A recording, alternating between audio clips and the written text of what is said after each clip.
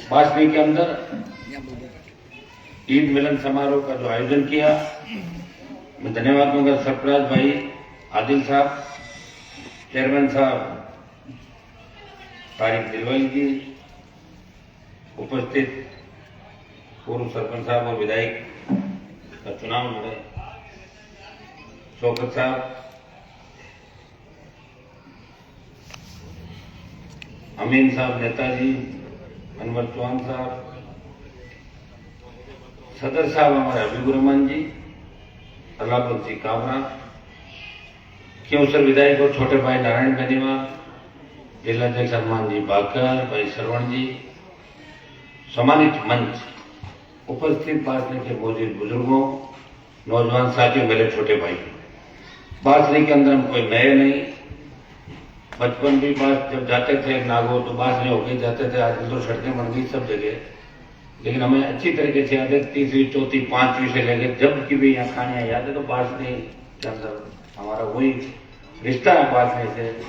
मैं आपको बासनी गांव का तो नहीं हूँ, लेकिन गांव जितना अधिकार भी आपका रखता हूँ, क्योंकि सारी पंचायत यहीं से हमारी होके गुजरती है और हमने एक दूसरे का सहयोग भी हमेशा किया। मुझे 1985 का चुनाव याद है, जब 1985 के अंदर हम 8th क्लास पास करके 9th में आए थे, तो मेरे पिताजी को पहला चुनाव जो सेकंड 77 में एमएलए बने, 80 में हार गए। 85 के अंदर जो चुनाव के अंदर जीत हुई थी उसमें बासनी कुमारी की बहुत बड़ी भूमिका थी। आपके मेहनत से ही वो चुनाव निकला और बहुत बड़ी जीत आपने दिलाई। उसका ही परिणाम है कि आज हनुमान बेनीवाल आपकी लड़ाई लड़ रहे हो राजस्थान से लेके। अगर प्रधानमंत्री मोदी को चुनौती देता हो, कोई देता हो, दिखाई देता है तो सड़क पर नागौर का सांसद सत्ता छोड़ दे अपने भाई को। हम लोकतांत्रिक व्यवस्था के लोग हैं, लोक दल से जनता दल जो आपका हमारे सबकी पार्टी थी, और जनता दल से फिर बीजेपी को चले गए क्योंकि उस समय कोई पार्टियां नहीं हुआ करती थी। और मैं पिताजी की इतनी आज्ञा मानता था। मैं निर्दलीय यूनिवर्सिटी का अध्यक्ष बना, उन्होंने मुझे कहा हॉस्पिटल में भर्ती थे कि बेटा मेरा कांग्रेस से झगड़ा चल रहा है, तुझे बीजेपी के अंदर जाना। मैं तो बीजेपी में रह ही नहीं सकता, मेरा कल्चर ही नहीं बीजेपी का। पिताजी के कहने से हम भारतीय जनता पार्टी में रहे। आपको पता है कि रहने के बाद जो उनकी नीति रीति, उनका काम देखा, नजदीक से देखा, और 8 में जब मैं विधायक बना तो विधायक बनते ही लड़ाई मैंने अंदर शुरू की, आंतरिक लोकतंत्र कैसे बचा रहे, और हमेशा प्रयास किया कि आप हमें चुन के भेजते हो और हम अगर वहां जाके कमजोर हो जाएंगे तो फिर आपकी कौन सुनेगा। हनुमान बेनीवाल ने जब लगा कि मेरी पार्टी में पार नहीं पड़ेगी, खुद की पार्टी बनाई और खुद की पार्टी में जब टिकट दिए जिसमें 12-13 मेघवाल थे और 9 मुसलमानों को राष्ट्रीय लोकतांत्रिक पार्टी ने 2018 में उम्मीदवार बनाया राजस्थान के अंदर, तमाम समाजों को, जाट, गुर्जर, मीणा, यादव। और मुझे इस बात का सौभाग्य मिला कि राजस्थान में खुद की पार्टी बना के उसको मान्यता अगर दिलाई, पंचायत पालिका चुनाव और लोकसभा चुनाव लड़ा, और लोकसभा चुनाव के बाद जब दिल्ली पहुंचा और मुझे लगा कि यह मामला ठीक नहीं है, तो हनुमान बेनीवाल ने NH को जाम किया। सड़क पे जो किसान संघर्ष कर रहे थे पंजाब हरियाणा के, उनके साथ अगर देश की सबसे नई पार्टी जो राष्ट्रीय लोकतांत्रिक पार्टी है, उसके सांसद ने दिल्ली की सत्ता को ठोकर मारी और अपने भाइयों के लिए सड़क पर 70 दिन बैठ के बिगुल बजाया। और भाइयों यही नहीं, जब सेना को ठेके पे दे दिया, एक ही व्यक्ति बोला कि सेना को ठेके पे नहीं देने देंगे, हमारे किसानों के बच्चे आर्मी के अंदर लड़ते हैं। प्रधानमंत्री जी, आप जो किसान के मामले में जो सरकार की किरकिरी हुई, उसका बदला वो किसान के बेटों से लेना चाहते हैं। हनुमान बेनीवाल पहला नेता देश का जिसने झंडे के साथ आंदोलन किया और जोधपुर में 2 लाख जवानों की रैली करके मोदी को चेतावनी दी हमारे दिल्ली की ओर अग्निपथ को भी वापस करना पड़ेगा। या जिला मुख्यालय पर आप देख रहे हो, हमेशा हम तैयार रहते हैं, तत्पर रहते हैं। और क्यों सर चुनाव लड़ता हूं नागौर में, आपको तैयार। मैं चाहता हूं कि आपके समाज के बच्चे भी आगे बढ़े, पढ़ लिख के नौकरियों के अंदर आए और अच्छे लोग लीडर बने, अच्छे लोग नेता बने, तभी समाज आगे बढ़ेगा। मुझे याद है कि हमारे समाज के बड़े नेता होते थे, जाट मुसलमानों का बड़ा संगम राजस्थान के अंदर, अच्छी दोस्ती थी और बचपन से हमें यही सिखा गया कि हम एक है, हमारा भाईचारा है। और बरकतुल्लाह जी जब मुख्यमंत्री बने राजस्थान के, उस समय जाटों के एक धड़े ने सपोर्ट किया कि बरकतुल्लाह जी को बना दो, आपस में जाटों में झगड़ा था, तो मुस्लिम मुख्यमंत्री बनाने के लिए भी ये समाज हमेशा आपके साथ खड़ा रहा। मैं आह्वान करता हूं कि राजस्थान के अंदर जो आज स्थितियां हैं वो ठीक नहीं है। कांग्रेस किस तरह का हालात से गुजर रही है, रोज पेपर आउट हो रहे हैं, अपराध के अंदर नंबर 1 पे चले गए, रोजगार नहीं, भ्रष्टाचार इस कदर हावी है कि आप शिकायत पे शिकायत दे दो, कोई जांच करने वाला नहीं, सारे लोग मिले हुए। तो भाइयों, इस आंधी को रोकना भारतीय जनता पार्टी कह रही है मतलब 150 सीट आ जाएगी। उनको करना क्या है, उनको तो आग लगाने कहीं कहीं करा देंगे। वो तो 4 बात कही बिड़ाया सोशल मीडिया में लोगों को, निकलते बने आधे लोग अपना वोट कर देंगे। करने के 4.5 साल के अंदर भारतीय जनता पार्टी राजस्थान में कुछ भूमिका नहीं निभाई। और दिल्ली में महंगाई से लेके कोरोना के अंदर जो मौतें हुई देश के अंदर, 50 लाख लोग कोरोना के अंदर चले गए। ऑक्सीजन के अभाव में, रेमडेसिविर के अभाव में, हमने देखा था उस समय बासनी से जो बाद में शुरुआत हुई। आप लोगों ने बहुत प्रयास किया बासनी में, हमने भी प्रयास किया, बासनी, नागौर, फिर देखते देखते पूरे देश के अंदर कोरोना। लेकिन फर्स्ट जो लहर आई थी उस समय भी अगर हम ठीक कर लेते तो सेकंड लेयर में इतने लोग हमारे बीच से नहीं जाते। कौन जिम्मेदार इसके लिए बताओ? या तो प्रधानमंत्री और या मुख्यमंत्री, 2 ही जिम्मेदार होते हैं। इंटरनेशनल फ्लाइट पर रोक लगा देते मोदी जी, अपना कोरोना नहीं फैलता। जिद करके लोकसभा चलाई और भाषण दिया कि यहाँ कोविड को नहीं आने दूंगा। तो हमने सोचा कोई बात होगी, उनके ऊपर कनेक्शन होगा, भाई नहीं आएगा कोरोना। ऐसा कोरोना आया कि हम खुद मरते मरते हुए थे। कई मंत्री चले गए, कई सांसद चले गए, कई एक्टर चले गए, कई पत्रकार चले गए, आम आदमी कितने गए गिनती भी नहीं थी। और सेकंड लेयर के बाद जब आप कई लोग तो टेस्ट कराने नहीं आए, मान लो खत्म हो गया, ले जाकर उसका अंतिम संस्कार कर दिया, जिस रीति रिवाज से करते हैं। बहुत विकट स्थिति से देश गुजरा। लंपी के अंदर जिस तरह गाय इस देश में खत्म होने के कगार पे आ गई। हम पशुपालक लोग हैं और मुझे खुशी होती है। मैं मुंबई एक कमेटी के टूर में गया तो मुंबई के लोगों को मैंने पूछा, मैंने कहा भाई हमारे नागौरी कृषि जो डेयरी फार्म है, बोले वो इस साइड में सारे नागौर के लोग हैं। मैं नागौर के सारे पासनी के लोग हैं जो पूरे मुंबई को दूध पिलाते हैं और मुंबई को मजबूत करके बैठे कितने वर्षों।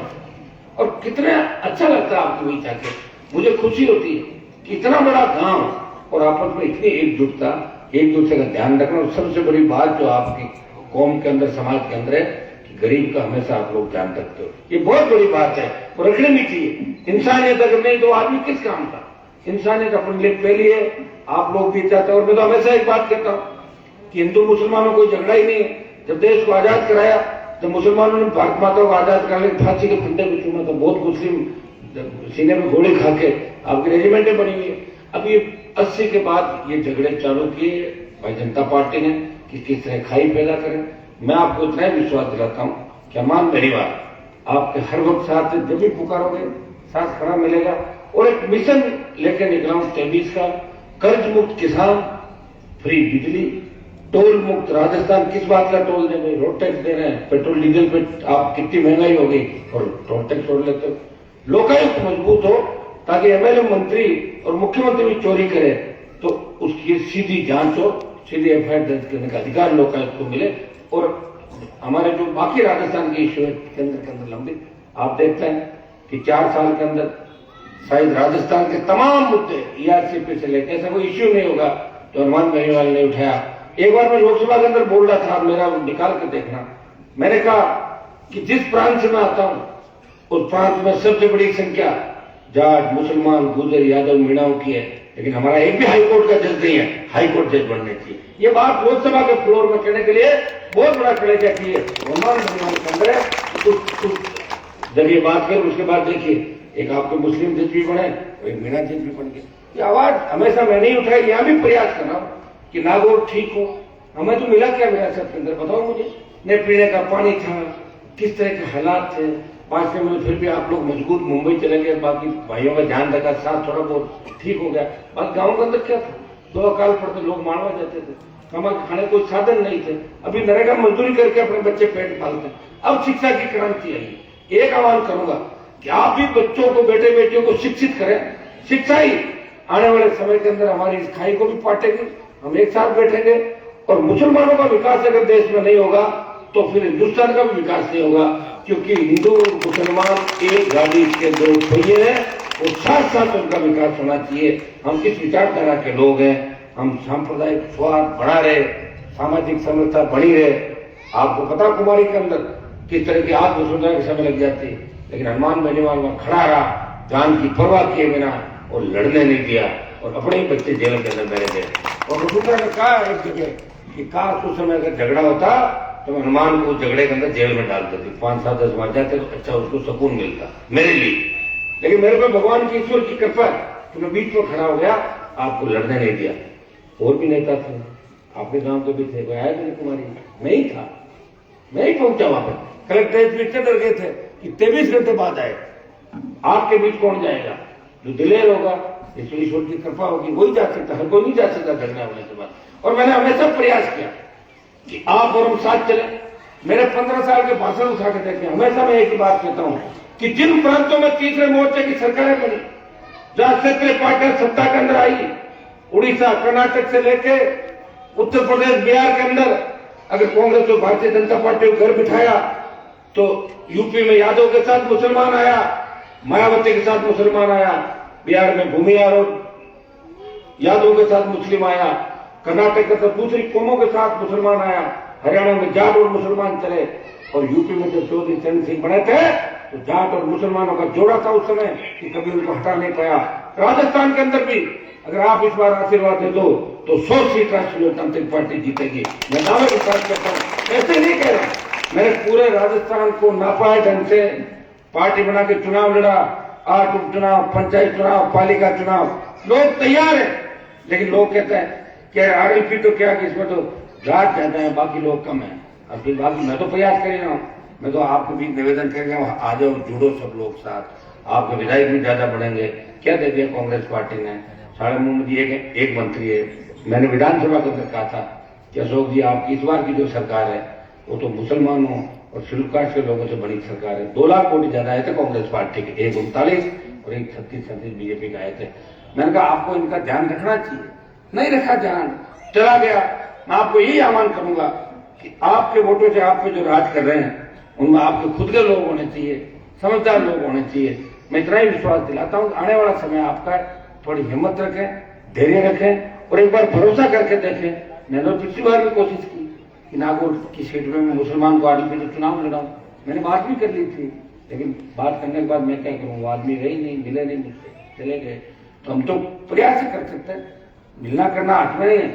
और मेरी एक आदत है कि मैं हाथ जिसका पकड़ता हूँ बीच में नहीं छोड़ता, उसको कहता हूँ आप तो पीछे हो जाओ, मैं लड़ाई लड़ूंगा आपकी। ये लड़ाई अरमान मेरी होगी आदत है हर मोर्चे पे। आपने देखा होगा एक जमाना था कि एक हेड कांस्टेबल ज्ञापन देते थे और एक जमाना आ गया कि आईजी डीजी संभाल जाए, तो जब चाहे जहां बुला लिया सड़क पर राजस्थान के अंदर।